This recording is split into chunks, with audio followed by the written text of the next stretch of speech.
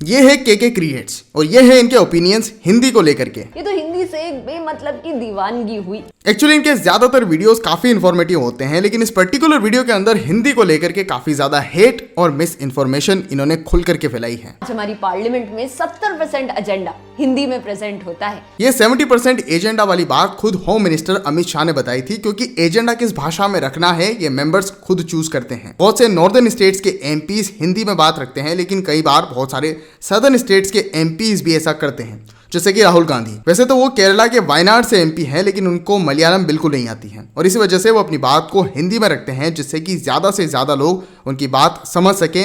2014 से जितनी भी सेंट्रल स्कीम्स आई हैं उनमें से मोस्ट का नाम हिंदी में है। इन स्कीम्स का नाम अगर आप ध्यान से देखें तो आपको पता चलेगा कि योजना शब्द चाहे मलयालम में हो चाहे एसामीज में, दोनों में आसानी से कोई भी नॉर्मल स्पीकर उनका मतलब बता सकता है, क्योंकि संस्कृत के जो वर्ड्स हैं पूरे इंडिया की भाषाओं के अंदर फैले हुए हैं। केंद्र विद्यालय इंडिया की सबसे बड़ी गवर्नमेंट स्कूल चेन है, उसमें भी 10th तक हिंदी कंपलसरी करने का ट्राई हुआ है। ना तो संस्कृत और ना ही हिंदी केवीज के अंदर एक कंपलसरी भाषा है। क्या होता, इनफैक्ट बहुत सारे स्टेट्स हैं जिनके प्राइवेट स्कूल्स में हिंदी तो छोड़िए, उनकी खुद की स्टेट की लैंग्वेज भी नहीं पढ़ाई जाती है, लेकिन उनको लेकर के कोई बात नहीं करेगा।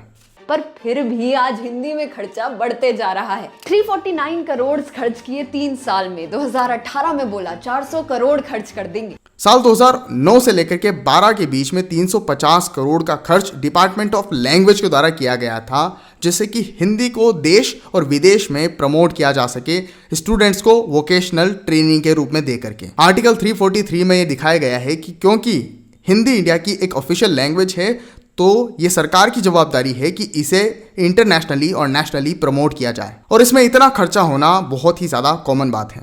ना सबसे ज़्यादा इंपॉर्टेंट चीज़, यूएन में हिंदी एक ऑफिशियल भाषा बनने के लिए हमारी सरकारें काफ़ी लंबे समय से लगी हुई हैं। ना सिर्फ बीजेपी गवर्नमेंट बल्कि इससे पहले की गवर्नमेंट। 6 ऑफिशियल लैंग्वेजेस हैं, English, French, Russian, Spanish, Mandarin और अरेबिक। ज़्यादातर भाषाएं वो हैं जिनके कंट्रीज परमानेंट मेंबर्स हैं। तो इंडिया को भी अगर एक परमानेंट मेंबर बनना है तो एक ऑफिशियल भाषा बहुत ही ज़्यादा इंपॉर्टेंट स्टेप हो सकती है। इसके लिए 400 करोड़ रुपए का खर्च आने वाला था ट्रांसलेशन के लिए, जो कि कोई बड़ी अमाउंट नहीं है इंडिया जैसे बड़े कंट्री के लिए। प्लस इससे हमें जो सॉफ्ट पावर यूएन में मिलती वो बहुत ही ज़्यादा इंपॉर्टेंट हो सकती थी, स्पेशली तब जब इंडिया के अंदर 50 करोड़ से ज़्यादा लोग हिंदी को बोलते हैं और इससे भी ज़्यादा समझ सकते हैं।